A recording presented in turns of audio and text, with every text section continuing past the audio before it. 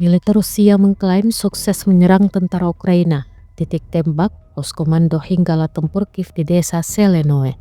Selama operasi ofensif di arah Krasnomersk, unit penyerangan dari kelompok pasukan pusat menghancurkan titik tembak dan pos komando hingga observasi angkatan bersenjata Ukraina dengan serangan UAV. Selain itu, artileri digunakan untuk menghancurkan posisi tentara Ukraina yang terbuka. Rekamannya diunggah di Telegram pada Senin 27 Januari 2025. Dalam keterangan unggahan disebutkan, setelah penyerangan, tentara Ukraina memasuki posisi angkatan bersenjata Ukraina dan menghancurkan sisa-sisa tentara Kiev.